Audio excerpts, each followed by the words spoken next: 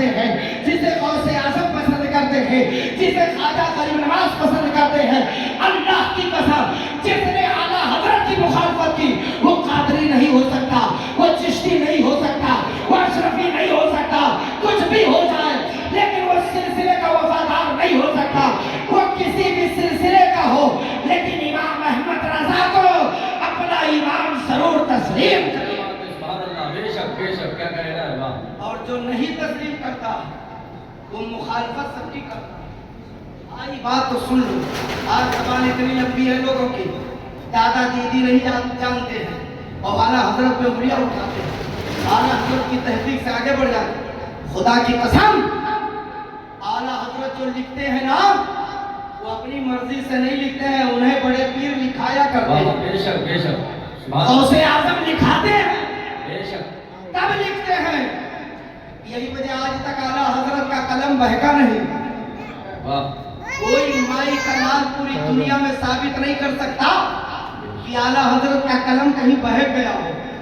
ارے لکھانے والے جب بڑے پیر ہوں تو وہ قلم بہکے گا کیسے؟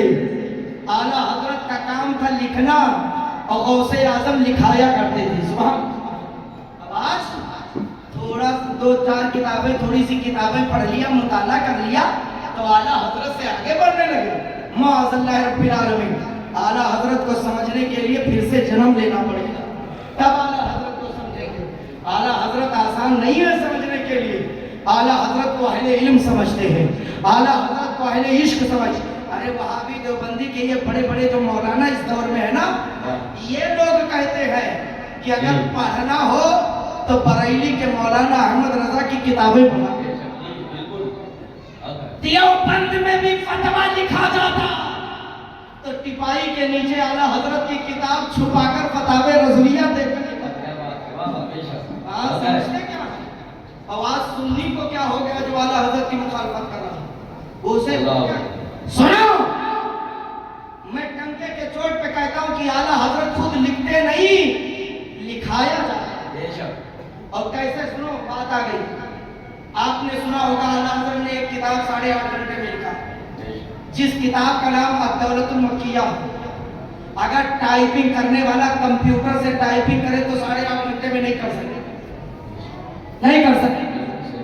اور اعلیٰ حضرت نے 8.5 گھنٹے میں لکھا، اور جانتے ہو کیسے لکھا؟ آیات کریمہ کو لکھا، احادیث مبارکہ کو لکھا، قرآن و احادیث سے دلیلیں بھر دیا، پوری کتاب کو آیت سے اور حدیث سے سجا دیا۔ کون اعلیٰ حضرت؟ سن لو، تب علامہ ضیاء الدین مدنی قطب مدینہ نے پوچھا، علامہ ضیاء الدین مدنی رحمۃ اللہ علیہ اعلیٰ حضرت کے خلیفہ، انہوں نے پوچھا حضور جب آپ یہ کتاب لکھ رہے تھے تو نہ لائبریری سامنے تھی، نہ کتابوں کا انبار تھا، نہ کتابوں کا گٹر، نہ کتابوں کی لائبریری، نہ الماریاں تھی، کچھ نہیں، بغیر کتاب کے آپ نے اتنی موٹی کتاب لکھ دی، اور کئی آیتیں 30 سے زیادہ آیتیں لکھی، اس سے زیادہ حدیثیں لکھی، بہت کچھ لکھا اور حوالہ دیا۔ ایسا لگتا ہے جیسے کوئی لائبریری سامنے وہ آپ دیکھ کر لکھ رہے تھے، لیکن کوئی کتاب نہیں تھی، کوئی لائبریری نہیں، کوئی مکتبہ نہیں، کوئی کتابوں کا گٹھا نہیں۔ تو سنو، خدا کی قسم میرے اعلیٰ حضرت کا جواب و کمال۔ اعلیٰ حضرت فرماتے مولانا ضیاء الدین تم میرا راز فاش کروا رہے ہو، کہ حضور بتا دیجئے یہ لکھا کیسا؟ تو اعلیٰ حضرت فرماتے مولانا ضیاء الدین سنو، جب میں لکھنے کا ارادہ کیا تو تصور میں مدینے والے کو رکھا۔ سبحان اللہ، سبحان اللہ۔ فرماتے میرے آنکھوں سے حجاب ہٹ گئے، میں نے دیکھا کعبے کے دروازے کے سامنے بیچ میں رسول پاک چلوا فرما، ایک طرف مولا علی بیٹھے ہیں، ایک طرف غوث اعظم بیٹھے ہیں۔ نبی نے فرمایا اے علی تم باب العلم ہو، اپنا علم میرے بیٹے عبد القادر کو دو، اور غوث اعظم سے فرمایا اے بیٹے عبد القادر تم احمد رضا کو لکھا دو۔ اعلیٰ حضرت فرماتے ہیں اس وقت حکم میرے نبی کا تھا، علم علی کا تھا، باتیں غوث اعظم کی تھی، احمد رضا کا قلم چل رہا تھا، میں خود نہیں لکھ رہا تھا بلکہ میرے غوث اعظم जिसे गौसे आजम लिखा है उससे खता क्या हो, उससे गलती कहाँ हो। पूरे फतावे रज़विया पढ़ डालो, कहीं कलम बहका नहीं। क्यों? क्योंकि लिखाने वाला बड़ा पीर है। सुभान। आज छोटे छोटे मौलवियों को इजाजत किसने दे दिया कि आला हजरत पे भौंकें, आला हजरत पे कलम उठाएं, आला हजरत के खिलाफ तहकीक करें, आला हजरत के खिलाफ बकवासें करें। सुन लो, आला हजरत जहां होते हैं ना, वहां हमारे अकाबरीन ने कहा कि ऐरू गैरू ना बोले, वही बोले जिसे रजा इजाजत दे दे। सुभान अल्लाह। याद करो, फदाई शरीफ का स्टेज था, उर्से कादरी का माहौल है, बड़े बड़े वलमा, अकाबिर वलमा तशरीफ फरमा थे, और उसी मिंबर पर ताजुल फहूल भी जलवा फरमा थे। हजरत ताजुल फहूल, उनके इल्म का डंका बजता था, मिंबर पे जलवा फरमा, बड़े बड़े वलमा बैठे। आला हजरत की जवानी का आलम है, आला हजरत बिल्कुल नौजवान है, आप भी तशरीफ फरमा है। तो उर्स में कैसे होता, हम भी जाते हैं उर्स में, देखते हैं 5-5 मिनट 10-10 मिनट से ज्यादा मौका नहीं मिलता। तो एक एक खतीब का ऐलान होता रहा, 5-5 मिनट 10-10 मिनट बोल रहे थे। एक खतीब उर्स कादरी में खड़े हुए और उन्होंने तकरीर शुरू की। तो तकरीर क्या किया सुन लो। तकरीर में उन्होंने ये बयान किया कि मैदान महशर में कब्र से उठते वक्त सबसे पहले रूह किसके जिस्म में डाली जाएगी, पहनाई जाएगी। तो खतीब साहब ने बड़े जोशीले अंदाज में कहा कि सबसे पहले अगर किसी के जिस्म में रूह डाली जाएगी तो मेरे नबी के जिस्म में। तो जितना मजमा वाले थे सब खुश हो गए, वाह वाह कहने लगे। आला हजरत जवानी का आलम बैठे फरमाते अस्तगफिरुल्लाह अस्तगफिरुल्लाह अल अयाज बिल्लाह अस्तगफिरुल्लाह ला हौल वला कुव्वता इल्ला बिल्लाह। सारे लोग आला हजरत की तरफ मुतवज्जह हो गए कि सारा मजमा वाह वाह कह रहा, और आला हजरत लाहौल पढ़ रहे हैं, तौबा कर रहे हैं, अल अयाज बिल्लाह कह रहे हैं। तो ताजुल फहूल पलटे इमाम अहमद रजा की तरफ, सुनो मेरा रजा कैसा है। पलटे का मौलाना अहमद रजा, खड़े हो जाइए और वजाहत करिए। जब आला हजरत को हुक्म हुआ कि खड़े हो जाइए तो मेरा रजा खड़ा, इमाम अहमद रजा खड़े हुए। सुनो जवानी का आलम। आला हजरत ने फरमाया कि मजमे वालों खबरदार, जितने लोगों ने कहा वाह वाह इनकी तकरीर पर सब तौबा कर ले। सारा मजमा सन्नाटा, सारे मजमे पे सन्नाटा छा गया, सारा मजमा खामोश। आला हजरत फरमाते ये खतीब साहब अभी बयान कर रहे थे कि कब्र से उठते वक्त सबसे पहले रूह मेरे नबी के जिस्म में डाली जाएगी, पहनाई जाएगी। आप लोग वाह वाह कर रहे थे, खतीब साहब गलत बयान कर रहे थे। खतीब को मुखातब करके आला हजरत ने फरमाया कि अगर यह अकीदा है कि रूह नबी के जिस्म में कब्र से उठते वक्त पहनाई जाएगी तो हयातुल नबी के मुनकिर हो गए। ये अकीदा पर मजहबों का है। अरे मेरे नबी जैसे कल जिंदा थे आज भी जिंदा है, तो रूह पहनाने का मामला कहाँ आया? नबी को रूह पहनाई नहीं जाएगी, आज भी मुस्तफा के जिस्म पाक में वही रूह है पाक। हजरत ताजुल फहूल खड़े हुए और फरमाया जिस स्टेज पर मौलाना अहमद रजा बरेली के हो, ऐरू गैरू को बोलने की इजाजत नहीं है, वही बोलेगा जिसे बरेली के इमाम अहमद रजा इजाजत। आज किसने इजाजत दे दी आला हजरत के खिलाफ बोलने की?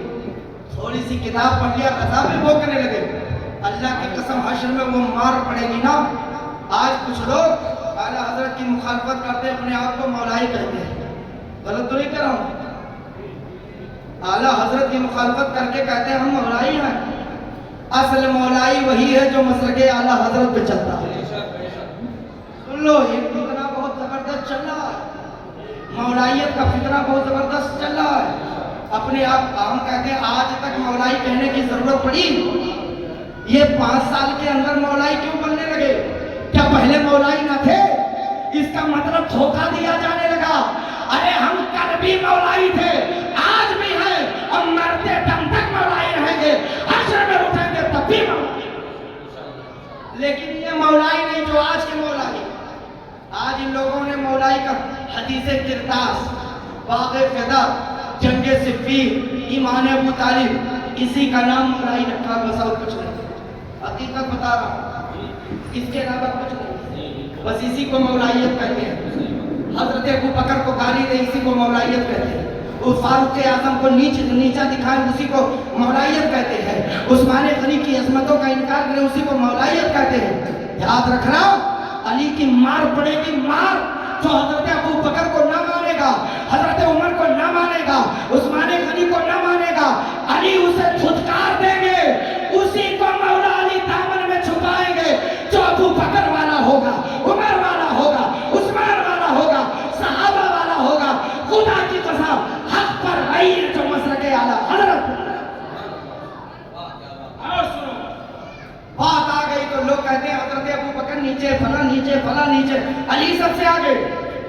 ارے اللہ تعالیٰ نے صحابہ کے دلوں میں بغض و کینہ رکھا ہی. اللہ تعالیٰ فرماتا ہے وَنَزَعْنَا مَا فِي صُدُورِهِم مِّنْ غِلٍّ إِخْوَانًا عَلَىٰ سُرُرٍ مُتَقَابِلِينَ. قرآن کی آیت ہے کہ اللہ تبارک و تعالیٰ نے صحابہ کے دلوں سے بغض و کینہ کو نکال دیا، پاک کر دیا. اب میں چاہتا ہوں اگر اجازت ہو تو اعلیٰ حضرت کا عقیدہ بتا دیں. اجازت ہے؟ ماشاءاللہ، جھوم کر درود پاک پڑھ لیں. اللهم صل على سيدنا مولانا محمد وعلى وسلم صلاة والسلام عليك يا رسول الله صلى الله تعالى عليه وسلم. ختم کر دیں تقریر، ابھی سنیں گے. اللہ سلامت رکھے. واقعی آپ لوگ بڑی محبت کرتے ہیں. آپ جا رہے تو میں یہی سوچ کر کے کہ لگتا دیر ہو گئی جلدی میں. اچھا، حضرت کو اللہ تعالیٰ پھر واپس آئے کو پر اور شکر کرتے ہیں.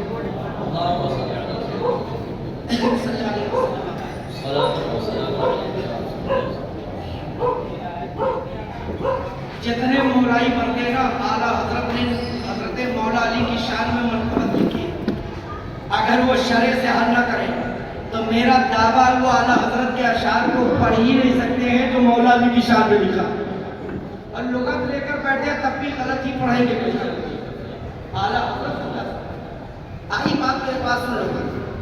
دیکھو جب کوئی آئے آپ کے پاس نا مولائی بن کر کہ میں مولائی تو مولائی بن، تو سمجھ جانا یہ دھوکہ دے رہا. کہہ دو ارے تو آج مولائی بن رہا، ارے ہم تو پیدائشی مولائی، میرے باپ باپ نے گود میں اٹھایا تو مولائی ہی بنایا. ہم نے بچپن سے اہل بیت کا دامن ہی تھاما.